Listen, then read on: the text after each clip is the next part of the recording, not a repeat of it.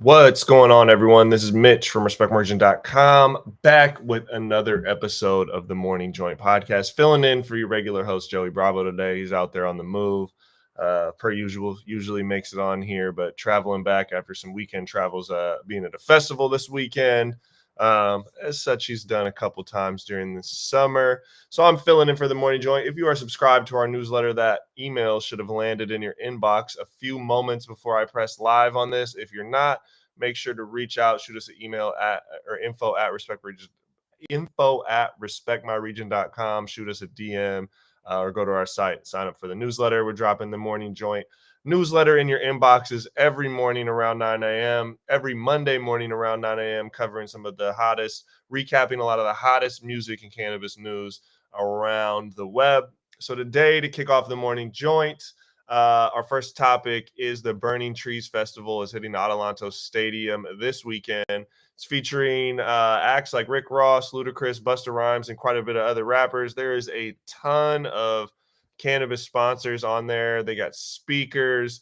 This is presented by Canex. Some of the sponsors: Cannabis Talk 101, iSpire, Plug Play, Dime Industries, The Lazy Bud, Affinity, Top Shelf Cultivation, Steezy, Mohive Cannabis Co., SoCal Garden Center, Skylight LED, Buddy. There's quite a bit of brands on here.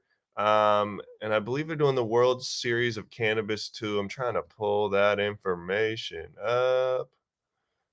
Um, yes, World Series of Cannabis. There's going to be award show and B2B Cannabis Expo.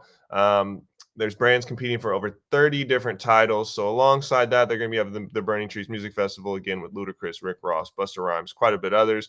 We're a media partner on that, so we'll be up there in NorCal. I've seen quite a bit of chatter through the industry. Curious who's going to turn out and show out.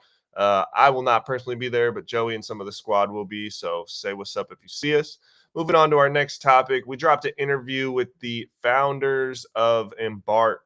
Embarc is a dispensary chain in California, pretty fast growing, has a couple locations. They have a unique approach. They've picked up locations in areas that have legal cannabis has kind of been late to come online, and they really prioritize finding communities that they could service to help break the stigma of cannabis. And when they find a lot of communities that have been adverse against cannabis, it allows them to come in there and provide jobs, show some economic growth, and also give back. A big part of what they do is allocating a percentage of all revenue to local nonprofits. And the they have different chains. So every single store has its own committee or board to decide where the revenue goes. So it's kind of an unbiased way to implement cash back into the communities that these dispensaries that exist in each individual community. It's a really cool plan. Dustin and Lauren, the founders, have a background in policy, and they have a unique story. I was actually the one that interviewed them. They have a unique story where they were really involved with cannabis and helping patient rights and a lot of some advocacy and some policy. They were fighting on that side and just finally came to the conclusion that if they created their own business, they would be able to create revenue and they could do more with that revenue than trying to affect things at a policy level, which they did do for many years. So shout out those guys. Like I said, Dustin Moore, Lauren Carpenter, owners of Embarc. They just opened up a new store out in Fresno. Really enjoyed the interview with them. You know, they take a bodega model where it's not things behind glass. You can go in there and actually pick things up and put it in a bag and check out. Just a lot of things built around. It's a cool customer experience, but a lot of what they do is really rooted in, at least from what I take from talking to them, really rooted in aiming to break the stigma around cannabis. So really applaud them. I thought it was a great piece, great company. So yeah, the interview with Embarc, it's in the description below, but it's also up on our site. Check that out. Moving on to the next topic, rapper Vic Mensa just launched, I think, the first black-owned weed brand in Illinois with 93 Boyz. Obviously, Illinois has been a limited license market. We haven't seen a lot of craft cannabis come out there. So we're seeing a Chicago artist who really breathes and bleeds Chicago, putting together a cannabis brand to launch out there. He said, quote from Mensa, say of his affinity for cannabis. Before I ever sold a wrap, I sold an eighth. So he's been around cannabis for a while. Looking at the pictures of some of the flower, the packaging looks dope, and the flower looks great. And so he says that the core ethos of 93 Boyz is a socially minded spirit. Portions of all our proceeds to go to giving back to the community. The first program we're starting is called Books Before Bars, sending a large number of books into Cook County Jail. As an industry, I believe the tax revenue generated from cannabis should be used as reparations to the communities most impacted by the war on drugs, like literal cash payment reparations, subsidized housing, education, everything. So it'll be interesting to see what they got going on. 93 Boyz has teamed up with Ares, aeroponic cannabis cultivator. So I don't know. We'll see what's going to happen there. We're going to be out in Chicago here in November for an upcoming event. Hopefully the products will be out there so we can try it by then. Look forward to that. Vic Mena is a dope artist. I caught him at the Key Arena, now Climate Pledge Arena in Seattle, opening for Jay-Z a couple years ago. He put on a dope show. He's got some dope music out there. Coming up next in cannabis news, terpenes and cannabis, everything you need to know about Pinene. So we've been breaking down kind of week over week a lot of the terpenes involved in inside cannabis. So this week we went over Pinene.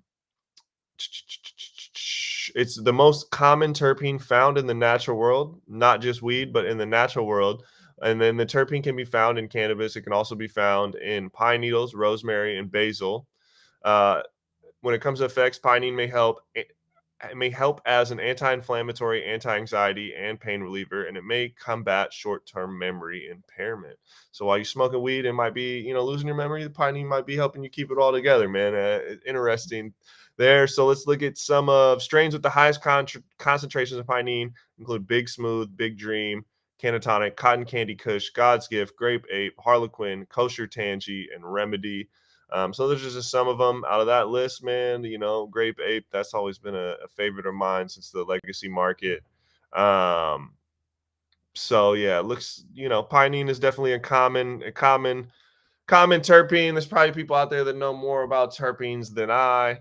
But we've been exploring those, and that's what one of our writers has been exploring those on the Explorer Terpene series. So that's the one we got for you guys this week. Moving on to cannabis news. Frenchy Dreams of Hashish is a documentary now screening across the U.S. It's a documentary on Frenchy Cannoli. His wife's been involved with that and helping get that out to the people. I know they just had a screening at UCLA, I believe. At USC or UCLA. I think it was UCLA. So we dropped the article on the site. I believe we're going to be having an interview with his wife come out soon. So, Frenchy Cannoli, RIP, been putting on for the community, really activist, someone pushing who helped push this industry forward and did a lot for it. So Frenchy Dreams of Hashish, the documentary is now screening. Make sure to check that out. Moving on in morning joint news. So there was a shooting outside of a Backpack Boyz event in Hollywood. One person was tragically killed. I did not curate this list of topics. I'm not one. I don't like coming on here talking about the news, talk about the negative side of the news. I think there's enough of that on the news, so I don't want to spend too much time on this. Reading the article, there's not really much out there. They tried to relate it that it probably had something to do with cannabis or something to do with the event, happened outside the event. That might be. I don't know. I didn't talk to anyone on the scene, and if I did, I wouldn't be out here spreading that information regardless in any sort of forum. And I don't want to just come on here and suggest that this has something to do with the Backpack Boyz because there's no real, there's no evidence that connection. So there was a shooting outside of a cannabis event. It's bad news, but and things like that happen, especially coming, parts of LA and then coming from the legacy markets. A lot of this stuff, sadly, it's uncommon. But yeah, we don't need to cover that too much, man. Tragedy happened. I don't want to relate that to the cannabis, and I don't know what happened. If I did, I wouldn't say I knew what happened anyways. Moving on to the music part of today. Asian Doll releases a 21-song mixtape. Let's Do a Drill. Asian Doll's been blowing up over the last 2 years. I believe she started teaming up with Gucci Man, and then she left the label. Had a lot of things to say, and then has been putting out music on her own. I don't know if Gucci Man had put together this new 1017, the label, a year ago, signed this girl, even this other female, Keisha Day, who was staying up here in Seattle at the time, someone who I know, put together a little super team of unsigned artists. They kind of all split their way. Asian Doll's been blowing up. kind of on her own rights. Got some things to say about Gucci and the label, but also, doing her thing. So we got the new album out. Check it out. Let us know what you guys think. Moving on in cannabis news, the next is Dirty Bird Camp Out Festival is going to be a summer camp for adults. And so it'll be held at the Modesto Reservoir Campgrounds in Central California, October 7th through 9th. Lineup's going to feature artists like Adelanto, Benna, UFO, Nala, Get Real, Green Velvet, and Claude Van Stroke, Justin J, Nikki Nar, Goldie, Souls of Mischief. Just by my unfamiliarity with a bunch of the names I just read out, I believe that's probably a lot of EDM artists. I know we cover a lot of that on the site, but I stay so far away from that world. But I do know Souls of Mischief, so they do have some hip hop on there. So it's probably going to be your more new school festival that leans more towards EDM and pop and sprinkles in some hip hop there. But that sounds dope, man. They're literally putting on a summer camp for adults, so adults that want to go out there and meet people, have fun, have a festival, do the whole experience, but make sure it's just like an adult only thing. That sounds like fun. Dirty Bird Camp Out Festival. Check it out. Northern California in October. Next up in music news, the game drops Drillmatic, Heart vs. the Mind. What it was, I think at one point was 30 songs or 31 songs. It's since been dropped down to 29 or maybe less. I know that there was a feature with Nipsey on there that it seems like it never got cleared, because when I checked on Spotify, that track was on there, but you couldn't click on it. So I know Game personally knows Nips and his family, but I would assume when you see something like that, the feature didn't get cleared, or maybe it was something to do with the beat and nothing to do with Nipsey. That stuff happens, in this day and age. It's easy to just put an album out, but if you're on a bigger level or upload an album to Spotify, anyone can kind of do it. But if there's any legal issues with it, that can happen after you upload it. And then obviously at the level that Game is at, people come, legal issues definitely are going to come with it. People have any discrepancies, they're going to block it because there's money to be made. I believe one of the other tracks that was dropped, there was a song featuring NBA Youngboy, and then there's something with that where I think NBA Youngboy did the feature for Game, didn't charge him, but then once the album came out, the label was like, hold on, that's going to be a $200,000 clearance fee. And Game promptly was like, nah, forget that. We'll just take the song off the album. So anyways, the album was, I believe, 31 tracks. It's now down to 29. Drillmatic. It was named after the classic album Illmatic. Game kind of put a take on that, saying that that drill is kind of the music of the new school, and Illmatic is regarded as the best album, one of the best albums of all time, tied to the old school. So with Drillmatic, he really wanted to bring together the old with the new. Nas even gave him kind of the head nod on the title. And ironically, Game said that he gave this title Lil Durk like 2 or 3 years ago, because he was really leading the charge with drill and was like, yo, you should drop an album. Your next album, you should call it Drillmatic. And Durk was like, oh, that's fire. And then Game said he never did nothing with it. So he said he took the name and just named his album that. I think it's the one funny thing about the Game. I'm actually a fan of his music, but with his last album, which was really good, Born to Rap, by the way, I really like that. He said that was his last album and he was retiring, which he's flirted with and said before, but he was like, nah, for real, I'm retiring. And so within like 2 years to come out with another album after being so definitively saying you're retiring, I know people's minds may change. I know being an artist, it's hard to hang it up, and you might be like in your heart, I'm hanging it up and coming back. But it feels like a corny marketing ploy to be like, this is my last album, make sure you buy it, I'm done after this. And then to come out again with another album, it's kind of a weird marketing ploy. But Game has been accused and has done a lot of weird kind of lack of credibility marketing, in my opinion, quite a few times, but I'm still a fan of his music. Still like a lot of the stuff he speaks on. So the production, Hit Boy was the executive producer on this project, who's been blowing up out of LA, killing it. So yeah, the album was 30 songs. It's dropped down to 29. Man, some of these songs are dope though. Like you got, the Easy song with Kanye West has been blowing up. I'm trying to think of some of these other ones on here that I was really, I'm terrible at. Change the Game features like, or actually not just Change the Game. He features, I think there's 6 songs on here that use the same sample that Jay-Z had used on previous albums or previous songs. And so I'm not sure the exact specifics, but I believe when Jay-Z clears a sample, he clears it not only for himself, but so that anyone else that wants to sample that song in the future can clear it easy, no problem. And so for those that don't know how that works, is like, say there's a song from the 70s. If I want to take a loop of that or little bits and pieces and rearrange it and make a new beat, which is very common, especially in hip hop, it's called a sample, and you got to pay a clearance fee and then usually give a percentage of publishing on the song that you use using that. And so you have to pay to clear a sample. And some people will be like Michael Jackson, right? His estate is like, you guys cannot sample our music. And the Beatles, they say, you cannot sample our music. I don't care how much money you come to the table with. You will never be allowed to sample our music. We're not going to clear that.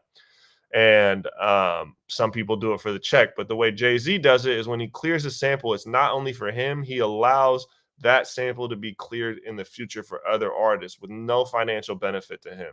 Jay-Z gets a lot of he gets this reputation of being a business shark, which he is, and all about himself and money. But he does a lot of subtle things for the community that he never even brags, and the culture that he never even brags about or highlights attention to. He just does it. So I think Nipsey Hussle actually made that known a couple of years ago when he sampled the same song from Annie that Jay-Z used for Hard Knock Life in his song Hustle and Motivate, where he said, they asked him how expensive was it to clear that sample, and he came out and was like, yo, it didn't cost me anything, because when Jay-Z cleared it, he cleared it so other artists could do that. So Jay wasn't even the one highlighting what he was, Nipsey was. Anyway, it's dope to see the Game's new album, Drillmatic. It's getting a lot of thoughts online. Some people are loving it. Some people are hating it. Some people are sick of the Game and his marketing tactics. I don't know where you guys stand. Would love to know your thoughts in the comments if you checked out that album. Moving on to our next topic. Toe Jam is putting on a new show in Seattle, their first one since COVID, first official one that I'm aware of.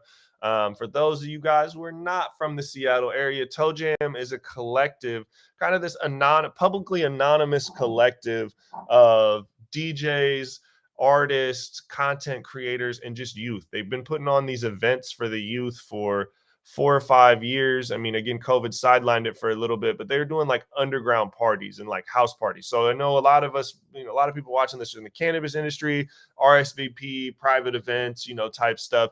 They do that, but it's like the youth culture in Seattle, and on some real, if you know, like nobody knows the people that are really behind it publicly. They kind of pop up at these house parties and these venue parties, and these guys have thrown just some legendary, crazy concerts and parties at just like warehouses. Just pop up. You have to RSVP. You can't get the RSVP if you don't know anyone. They send out the address super late. Like, these guys are really infamous in the Seattle area in the youth culture. They built all these underground house parties up to a certain level, and then they actually threw, which we were invited out as guests at a couple right before COVID, show at the Showbox Market. Which, again, if you're not familiar with Seattle, Showbox, there's a Showbox Soto and Showbox Market. Those are very big venues for even just a local artist. Like the first time like a Macklemore, a big artist from our town, sell out the Showbox Market. That is a big deal for a local artist to come in there, like a 1,200 person venue, and sell out at, a $20, $30 ticket. Like, that's a rite of passage. Not very many people are able to do that. Toe Jam, this collective of youth that puts on these underground youth events, actually threw a show at the Showbox Market, sold it out. It was crazy. It was presented by Red Bull.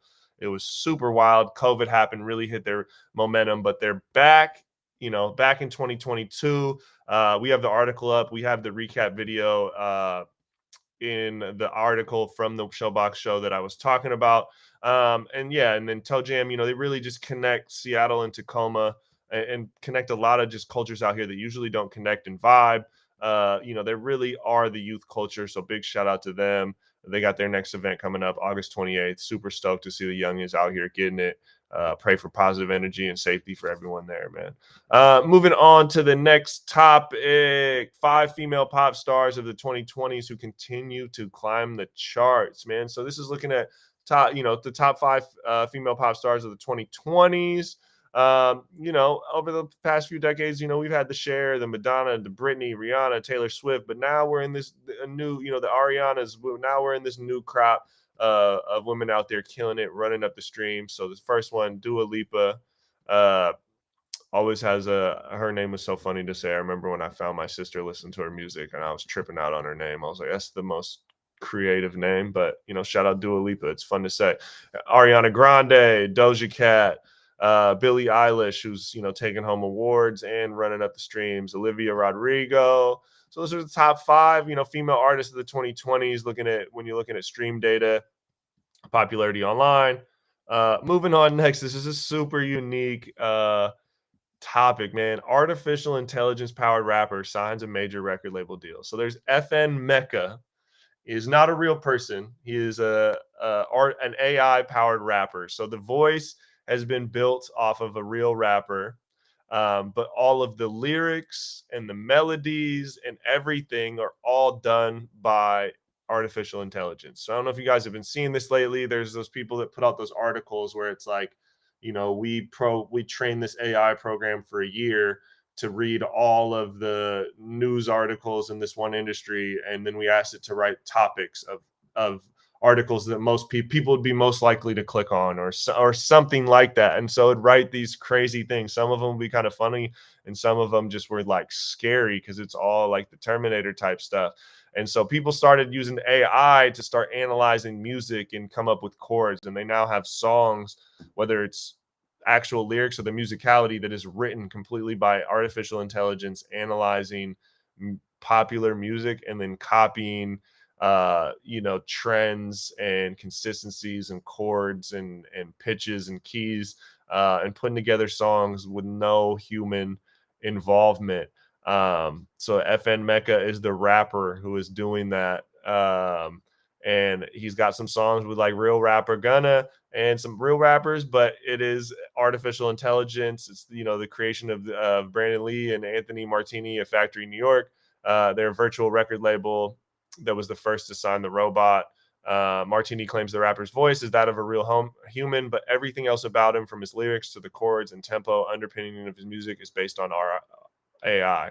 So it's signed to Capitol Records. The virtual being has 10 million followers and 1 billion views on TikTok.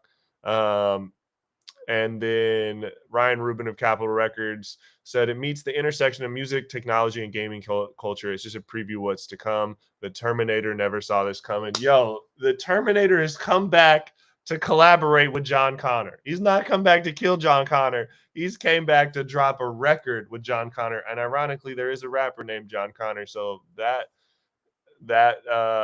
Terminator coming back to collaborate with a rapper that's not even like taking a weird fantasy movie and making it even weirder. That's an absolute possibility in this day and age. What a time to be alive, man.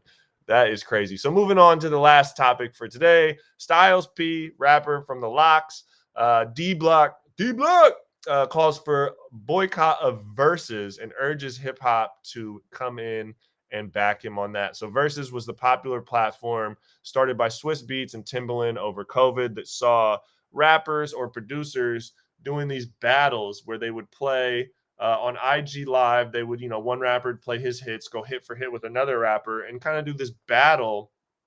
And for fans to watch just kind of the greatest. With, in basketball, you could never say, what if Jordan in his prime played against LeBron?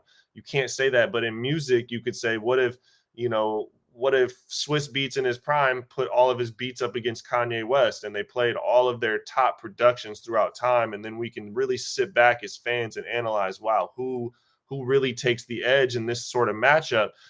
So that was the brainchild of Swizz and Timbo. And it blew up. Trilla bought it for a lot of money. And then apparently Swizz and Timbaland came out recently and said that there's about $28 million in payments that Triller is not made good on, and they're suing them. And so they're trying to get their paychecks. And so Styles P and has came out and said hip hop has always been on some funny shit. So I feel like people should do what they said they do. You shake somebody's hand, you sign a paper, you're going to do a deal, and the deal's right. There shouldn't be any problems. So he's saying hip hop, people should not fuck with this. If Swizz and Tim are not involved, I wouldn't watch it at all. So, this is the brainchild of two artists. It was purchased for a lot of money. It's generated a lot of advertising, a lot of eyeballs. And then apparently they're not making good on that. So you can't really say you're for the culture, buy something to put it on for the culture, and then do some snaky stuff like this. The culture will call you out. So that's where we're at with Versus. Honestly, I'd heard some rumblings, but I didn't really know about this until they curated this list of topics to talk about today. That is this episode of the Morning Joint podcast. Again, our newsletter is in your inbox. If you're subscribed, we got all these topics highlighted on that. The majority of these topics are also on respectmyregion.com. So tune in there if you want to read more, check out some more stuff. If you're not subscribed to our newsletter, make sure you do that. We're here every Monday morning around 9 a.m. going over the topics right after we put that email in your inbox. We got more content on the way. Legacy podcast, I believe, will be happening today. The RMR podcast will be tomorrow. And we got Grow and Tell, Hire Women. We got some more shows coming out across the week. Appreciate everyone for tuning in. We are on the North American Weed Tour, looking at legal cannabis across the country and beyond. I know myself and Joey will be out in Arizona for META next week. So if anyone's out there in Phoenix at the AZ market, tap in. Would love to meet. Would love to talk. Anyways, that's it. We are on the North American Weed Tour podcast. Like I said, more shows, more podcasts, more interviews, more content on the site, all of the things, all of the places. Check it in. And I'm checking out, man. Hope you